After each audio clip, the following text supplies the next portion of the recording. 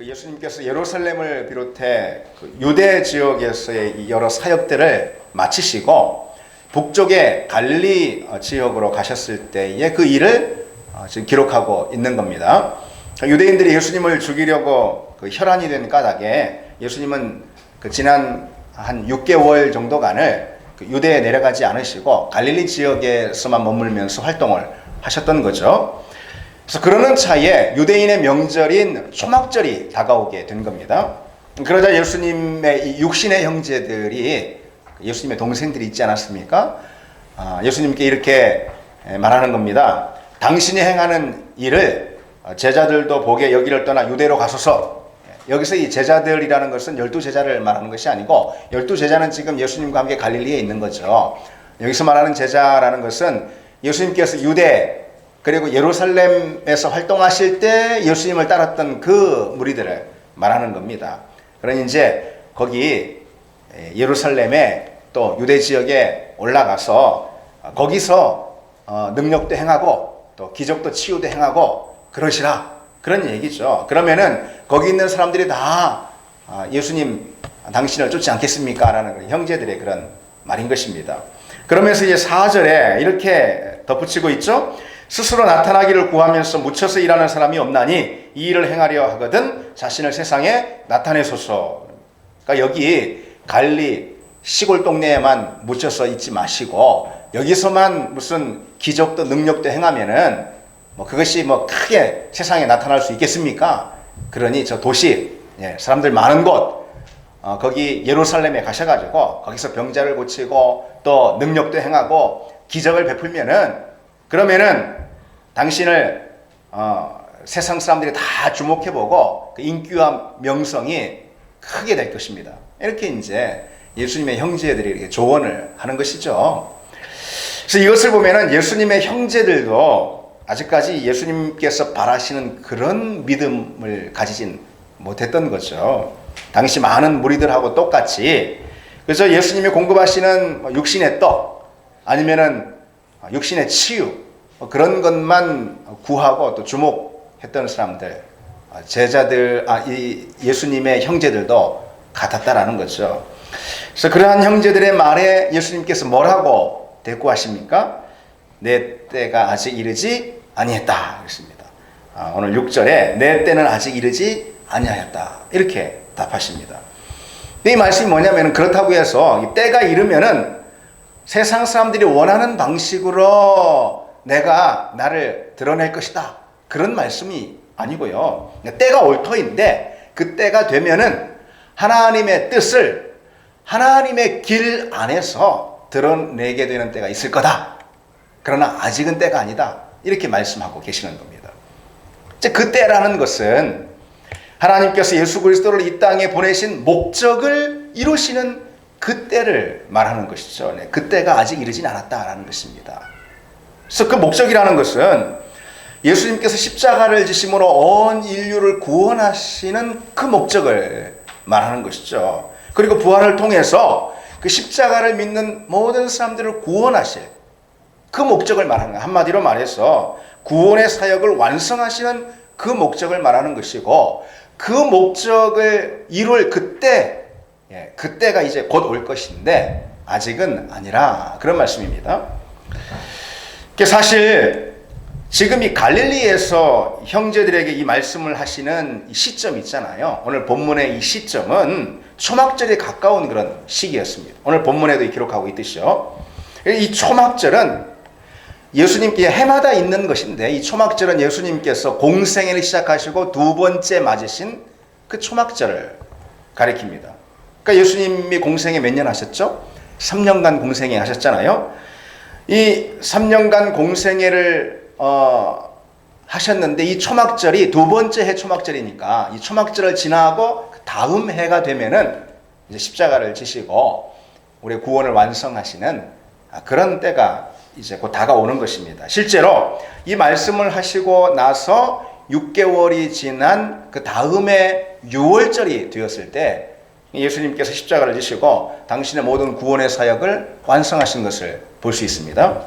따라서 지금 예수님은 지금이 아닌 다가오는 때에 예루살렘에 내가 올라갈 것이다. 그렇게 말씀하시고 계시는 거죠. 그러니까 초막절이 아닌 6월절이 다가오면 내 예루살렘으로 올라갈 것이다. 그렇게 지금 일러주고 계시는 겁니다. 왜 이런 말씀을 하신 걸까요? 그것이 예수님이 주신 하나님의 시간표 안에서 행하는 것이기 때문에 예수님의 형제들이 그렇게 말씀하시는 것입니다. 그러니까 예수님의 형제들이 말할 때 아니면은 어떤 정황상 그렇게 됐을 때 예수님께서 하나님의 목적을 이루시는 어떤 그 행위를 하시는 것이, 그 사역을 하시는 것이 아니고 하나님의 시간표 안에서 예수님은 모든 일들을 행하신다라는 것입니다. 그것이 바로 오늘 본문의 이야기의 핵심 내용인 거죠. 그러니까 예수님은 환경을 보거나 상황을 고려해서 일하시지 않는다는 것입니다. 오직 당신에게 주신 하나님의 시간표 안에서만 행하신다는 거예요. 주변 사람들이 부추긴다고 또 정황상 보니까 딱 지금 이 시점이라 이렇게 느껴져서 주님은 무엇인가 행하시고 움직이시는 분이 아니라는 것입니다. 오직 하나님의 시간표 안에서만 행하시는 분이 바로 주님이라는 것이죠. 그런데 우리가 이 대목을 생각해 볼 때 오늘날 사람들을 보십시오. 사람들은 세상이 말해주는 우리 인생의 시간표, 세상이 다 인생의 시간표를 정해서 말해줍니다. 그러면은 그 인생의 시간표를 따라 살아야 하는 것처럼 이렇게 다 생각을 하는 거죠. 그것에 맞춰서 저마다 인생의 계획을 짜고 인생의 걸음을 놓아야 한다라고 이렇게 생각을 합니다. 그리고 혹 그것이 빗나가거나 또는 뜻대로 되지 않을 때 막 불안해하고 또 초조해하는 것이죠. 이를테면 이런 거죠. 남들 다 대학에 갔는데 난 지금 뭐 하나? 남들 다 취업하고 심지어 진급하고 있는데 난 지금 뭐 하고 있어? 남들 다 결혼하고 아이까지 낳았는데 남들 다 지금 뭐 하고 사는데 난 뭔가 안절부절 못합니다. 남들 다 뭐 하고 사는 게 뭡니까? 그게 세상의 시간표인 거죠. 하나님이 내게 주신 시간표인가? 우리는 그것을 먼저 한번 생각해 봐야 되겠죠. 세상이 준 시간표를 가지고 세상 사람들이 다 따라가는 그 시간표를 내 앞에 놓고선 그저 우리는 안달복달하면서 인생에서 정말 중요한 일보다는 다급한 일부터 먼저 우리가 행하곤 합니다. 내 인생에서 참 의미 있고 가치 있는 그런 일보다는 일단 닥친 일부터 막 해대는 것입니다. 그것이 우리 인생을 사는 데 있어서 가장 큰 위험이라는 것을 여러분 기억해야 합니다. 여러분 우리가 어떤 시간표를 놓고 사는가 돌아봐야 하는 것이죠. 근데 예수님은 그처럼 세상이 정해준 그런 시간표에 얽매이지 않았다는 것입니다. 하나님의 시간표에만 집중했어요. 그리고 그것을 늘 우선해서 살았습니다. 하나님의 시간표를 쫓아서 일해야 될 때 일하셨다는 것이죠. 그리고 기도해야 될 때 기도하셨다는 거예요. 그리고 복음을 전하며 말씀을 전해야 할 때에 그렇게 또 말씀을 전하셨다는 것입니다. 그러니까 하나님의 시간표 안에서 행하시며 그 시간표를 놓고 하나님의 시간표를 쫓아서 병자들을 만나야 한다면은 병자들을 만나고 당신이 원하는 대로 당신의 걸음이 가는 대로 하시는 것이 아니에요. 하나님의 시간표 안에서 그래서 예루살렘에 올라갈 때가 되면은 그럼 예루살렘에 올라가고 그리고 갈릴리에 머물러야 할 때면은 갈릴리에 머물고 주님의 모든 삶이 그랬다라는 것이죠. 그래서 하나님의 뜻대로 우리가 살아야 하는데 하나님의 뜻대로 사는 것이란 다른 게 아니에요. 그것은 하나님의 시간표 안에 사는 걸 말하는 것입니다. 우리가 내가 원하는 대로가 아닌 하나님이 원하는 대로 살아야 합니다. 그것이 그리스도인 아니겠습니까? 그렇죠?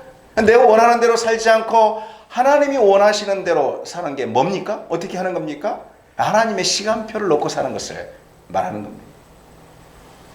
그러면은 예수님께서 아버지 하나님의 시간표대로 그렇게 사시고 그렇게 일하신 이유가 무엇입니까? 그것은 바로 그 길만이 구원의 길이 되기 때문에 그런 것입니다. 그래서 결국 다음 해 6월절이 되면은 예수님께서 온 인류를 위해서 십자가를 지시고 어린 양이 되셔서 모든 인류를 구원하는 그런 구원의 사역을 감당하는 것을 볼 수가 있습니다. 그리고 그것을 통해서 비로소 하나님의 구원이 우리 가운데 임하게 된 것이죠. 그러니까 예수님께서 십자가를 지시는 것도 그저 당신이 원하는 방식으로 원하는 때에 하시는 것이 아니고 하나님이 정하신 하나님의 시간표 안에서 십자가를 지시고 어린 양이 되시고 구속의 사역을 행하셨다는 거죠. 그때 그 안에 하나님의 구원이 임하게 되는 거예요. 하나님의 구원의 능력이 임하게 된다는 것이죠. 하나님의 구원의 역사는 하나님의 시간표 안에 임하게 되는 것입니다. 그래서 우리의 구원도 역시 마찬가지라는 거예요. 우리 영혼의 구원도, 우리 인생의 구원도, 또 우리가 매일 행하는 우리 시간의 구원도, 그리고 우리가 행하는 모든 일들이 있잖아요. 그 모든 것도 하나님의 시간표를 따를 때 비로소 그것의 구원이 일어나는 것입니다. 그러면은 이처럼 하나님의 시간표를 따른다는 것은 무엇을 의미하는 것이, 어떻게 하는 것이 하나님의 시간표 안에 사는 것을 말하는 걸까요, 여러분? 그것은 뭐 하나님께서 우리에게 매일매일 아침에 일어나면은 뭐 타임테이블을 각자에게 주시면서 너 오늘 이때는 이거 하고 이때는 또 저거 하고 이렇게 뭐 타임테이블을 하나님 주신다는 것입니까? 그대로 사는 걸 말하는 그런 것이 아니죠. 어떻게 사는 것이 예수님처럼 하나님의 시간표 안에 사는 것이 될 수 있을까? 그래서 우리 모든 인생이 하나님의 뜻 안에 거하게 되고, 그래서 결국 우리 인생이 구원을 얻는 그런 삶이 될 수 있을까? 어떻게 사는 것이 하나님의 시간표 안에 사는 것입니까? 오늘 두 가지만 간단히 생각하면, 첫 번째로 끝을 보고 살 때 우리는 하나님의 시간표 안에 우리는 자연히 거할 수 있게 됩니다. 그러니까 늘 인생의 끝, 삶의 마지막을 보고 살면은 우리 인생은 자연히 하나님의 시간표 안에 있게 된다, 그런 말입니다. 여러분, 예수님을 보십시오. 예수님은 늘 끝에 영광을 얻는 그 길을 보고선 현재를 항상 사셨다는 거예요. 예수님의 마지막은 십자가를 지심으로 하나님 아버지께 나아가는 길 아니었습니까? 그것이 예수님의 마지막이었죠. 그렇죠? 근데 그것에 인생의 모든 초점을 다 맞추고 사셨다는 거예요. 마지막 그 십자가를 지는 그 삶에, 그것에, 그 사건의 모든 예수님의 인생을 맞추고 살았다는 것이죠. 그래서 지금 현재의 필요를 따라서 예수님이 산 것이 아니라는 것입니다. 지금 내가 뭐 해야 한다고, 지금 나한테 뭐가 필요하다고, 지금 내가 당장 뭘 원한다고 그것에 맞춰서 현재를 살지 않으셨다는 거예요. 예수님은 항상 마지막 순간을 보고 사셨습니다. 삶의 그 끝에 맞추어서 자기 인생의 모든 것을 다 정렬시켰다는 것입니다. 그것이 예수님의 삶이었습니다. 다윗은 시편에서 이렇게 고백합니다.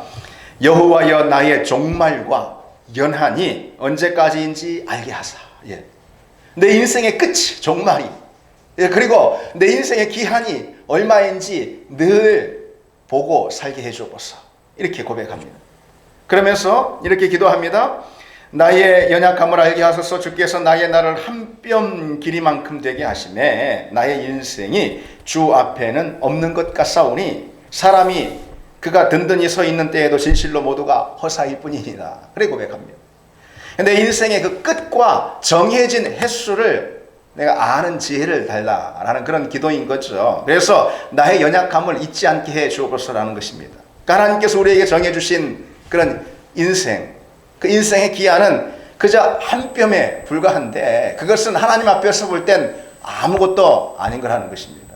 그래서 우리가 영위하는 인생의 길이라는 것은 영원한 하나님 앞에서는 아예 없는 것과도 같다라는 그런 고백이죠. 그러니 우리가 행하는 행사라는 것은 결국 다 허사일 뿐입니다. 인생은 다 허사일 뿐입니다.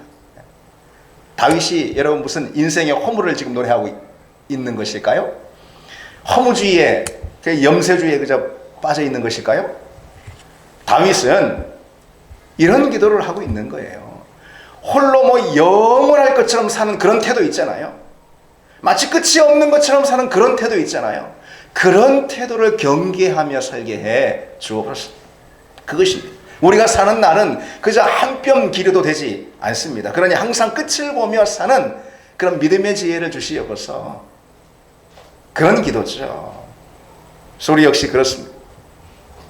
우리 역시 항상 그것을 기억해야 합니다. 가장 왕성한 삶의 순간에도 인생의 마지막을 묵상하는 것, 그게 지혜 있는 사람인 것입니다. 가장 젊은 날에도 인생의 끝을 그려보며 살아야 하는 것입니다. 매일 아침 하루를 시작하며 일어났을 그때에도 먼저 다른 것이 아닌 죽음을 상기하며 살아야 한다는 것이죠. 그래서 우리는 생의 가장 활력 있는 순간에도 생의 마지막을 받아들이는 그런 연습을 하며 살아야 한다는 것입니다.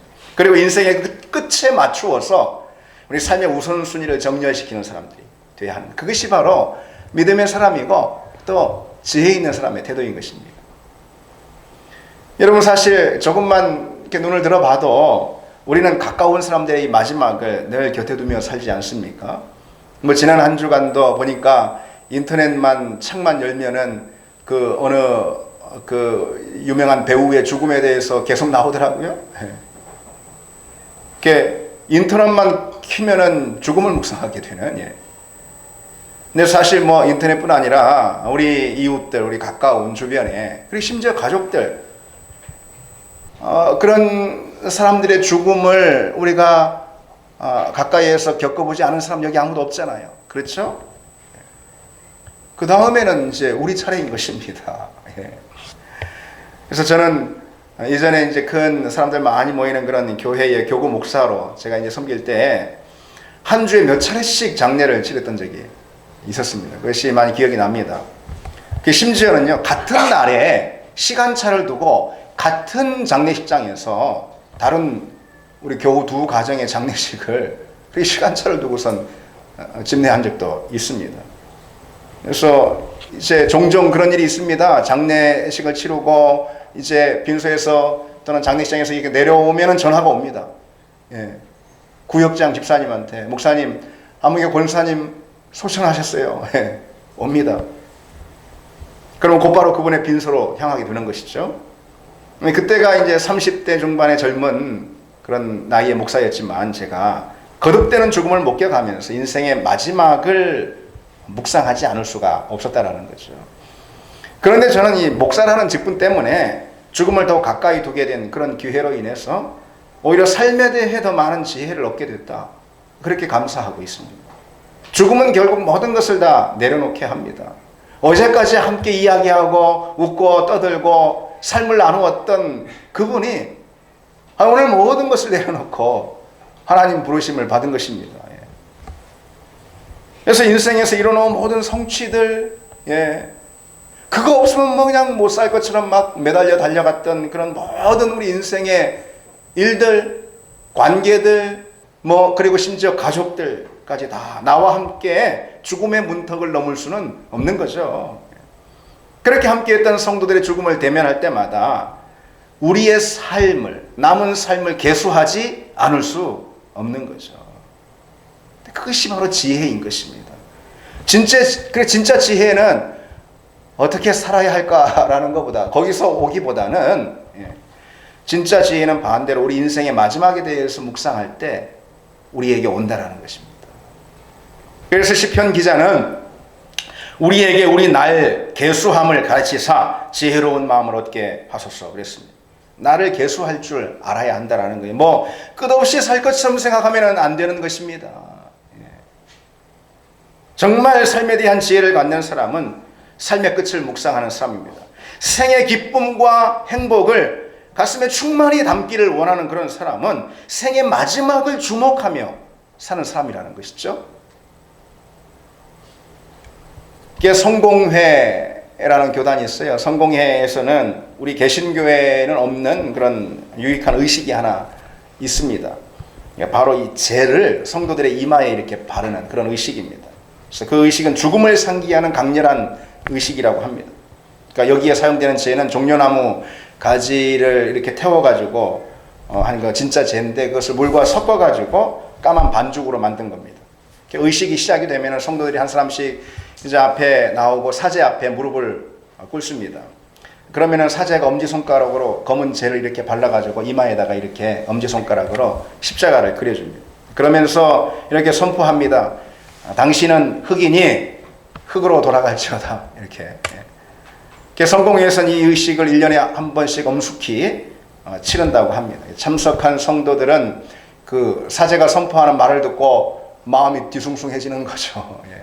그러면서 그 이마에 차갑고 거친 그런 제2의 반죽이 닿는 것을 느끼게 됩니다. 로드니 크랩이라는 그 목사님이 그의 책에서 그 의식에 관한 일화를 이렇게 소개하고 있습니다. 그의 친구인 성공의 사제가 있는데 어느 날 자신의 성도들에게 경건하게 그 의식을 치르고 있었다라는 거죠. 근데 갑자기 정말 흠잡을 데 없이 멋지게 차려입고 예쁘게 화장을 한 아주 젊은 그런 자매가 그 앞에 선 겁니다. 가만 보니까 그냥 안절부절 이렇게 못하는 모습이 역력해 보입니다. 이마를 숙인 채 그 사제 신부의 앞에 이렇게 내밀었습니다. 그런데 뭔가 말하고 싶어 하는 것을 이제 이 신부가 느끼고선 귀를 갖다가 됐는데 이렇게 그 자매가 속삭이는 것입니다. 아버지, 왜 이제 성공회에서는 그 목회자의 아버지 이렇게 father 이렇게 부르잖아요. 아버지, 저는 모델입니다. 이제 몇 년만 지나면 나이가 많아 이 일을 할 수 없다는 것을 압니다.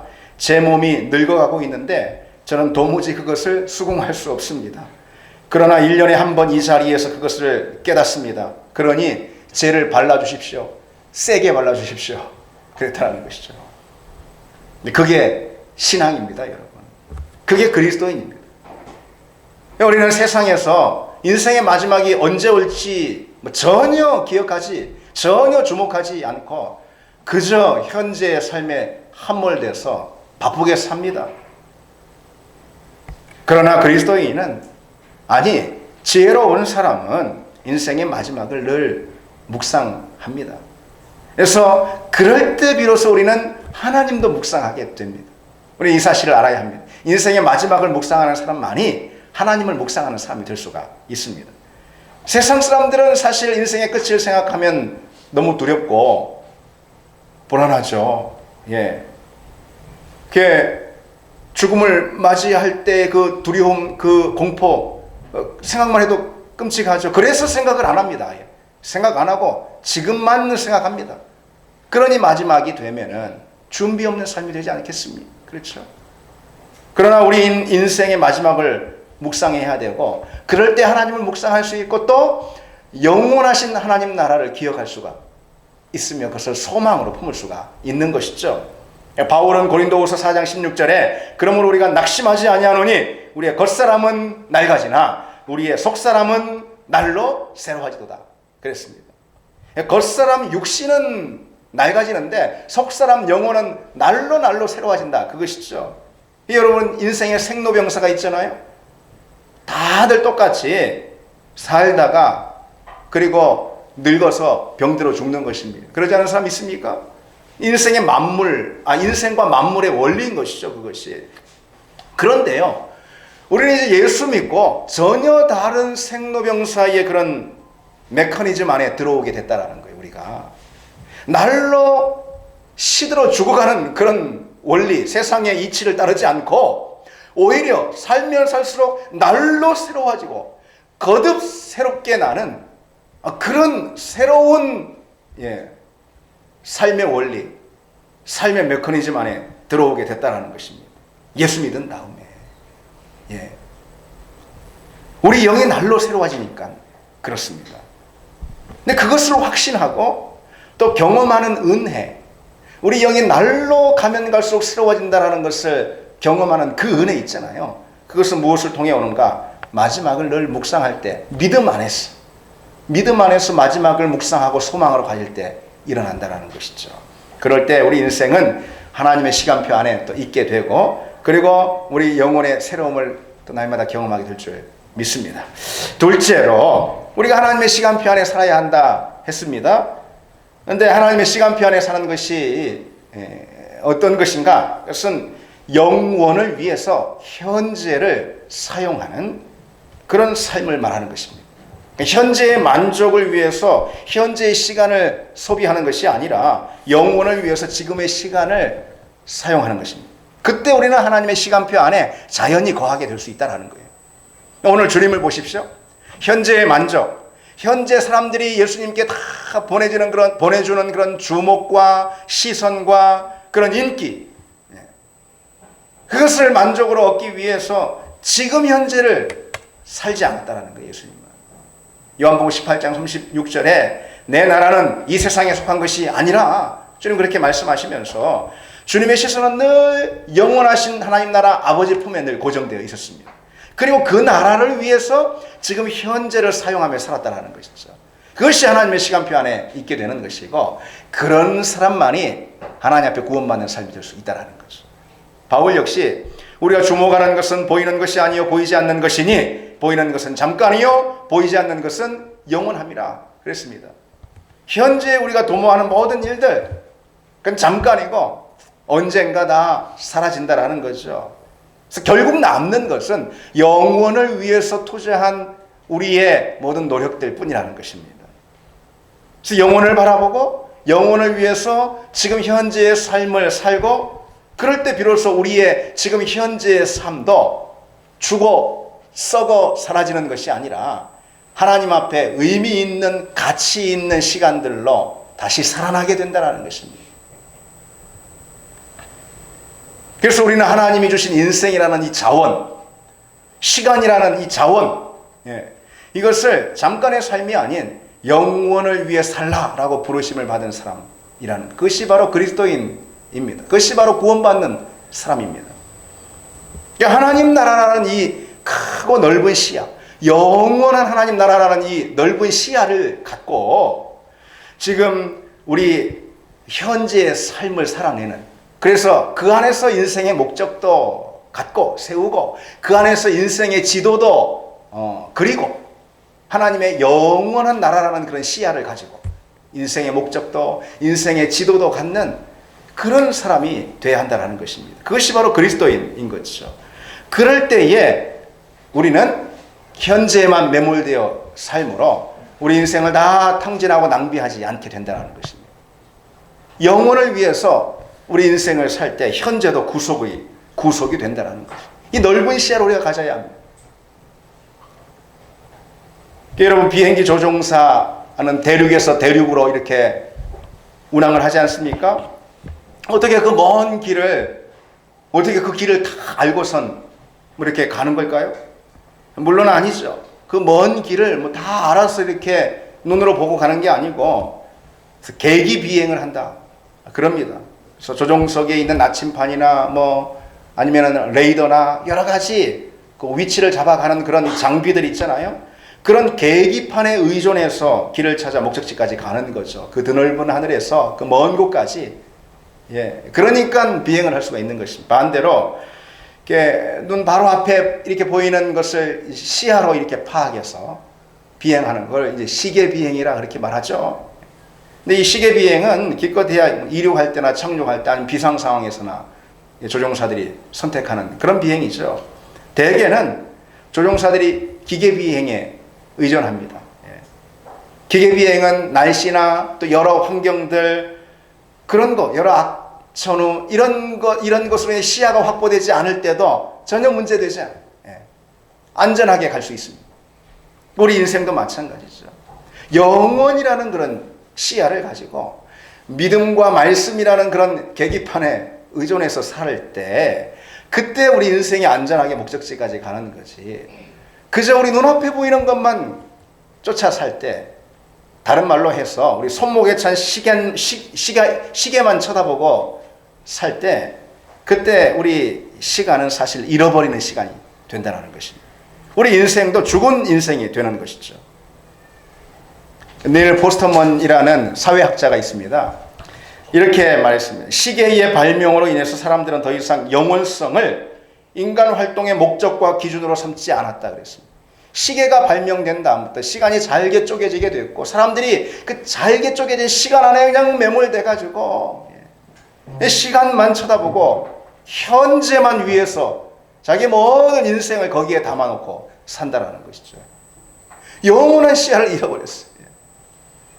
여러분 옛날 사람들은 꼭 비단 예수 믿는 사람 아니라 하더라도 우리 인생은 여기서 끝이 아니야. 뭐 다음 생이 있어. 뭐 영원한 뭔가 있어. 영원한 그 뭔가에 지금 내 인생을 목적으로 맞춰 살아야 돼. 그것이 빗나간 거라 하더라도 그렇게 살았다라는 것입니다. 그런 지혜는 있었어요.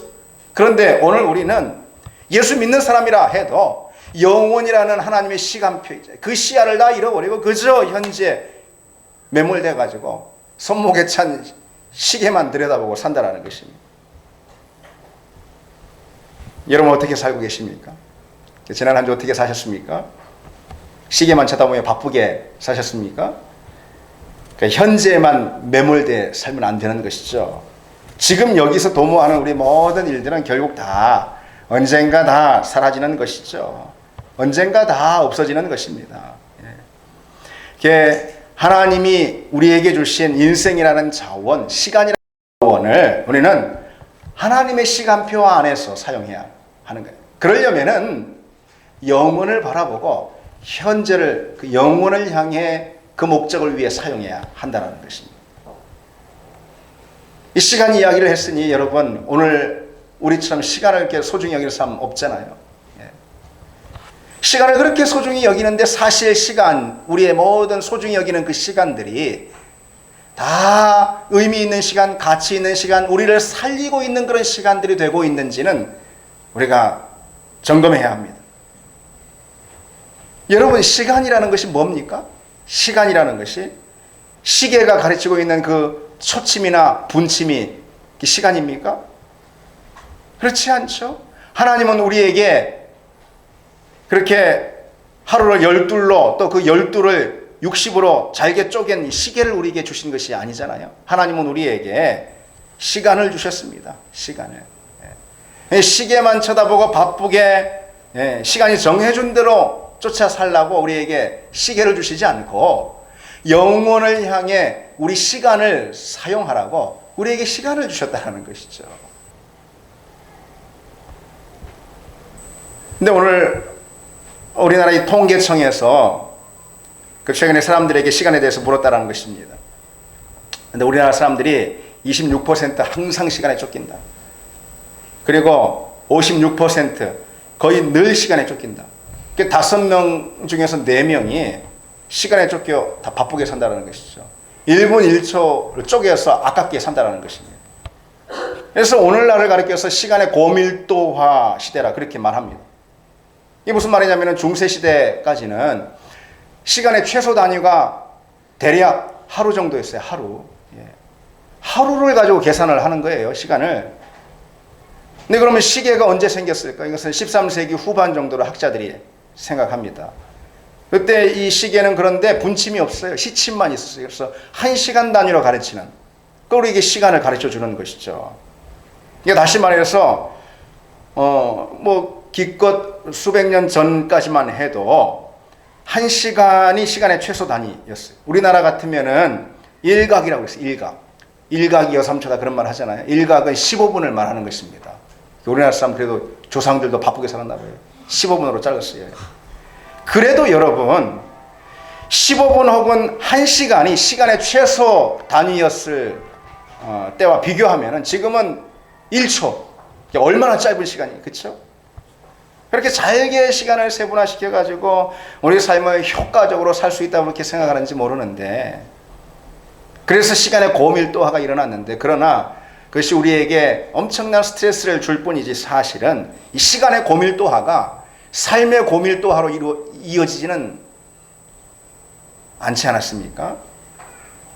시간을 그렇게 밀도 있게 나눠서 쓴다고 해서 우리 삶이 그만큼 만족하고 그만큼 은혜롭고 또 그만큼 의미 있고 가치 있는 그런 삶의 밀도가 우리에게 주어진 건 아니라는 것이죠. 우리는 그렇게 속고 사는 것입니다. 시간은 세상의 시계는 현재만 쳐다보고 살게 만듭니다. 지금 바쁘니까, 지금 내가 뭘 원하니까, 지금 내게 필요한 건 뭐니까, 지금 이 순간 난 뭘 해야 되니까 지금만 보고 살게 만듭니다. 우리는 사단에게 속고 있는 것이죠. 그래서 우리는 눈을 떼서 우리는 영혼을 바라볼 줄 알아야 합니다.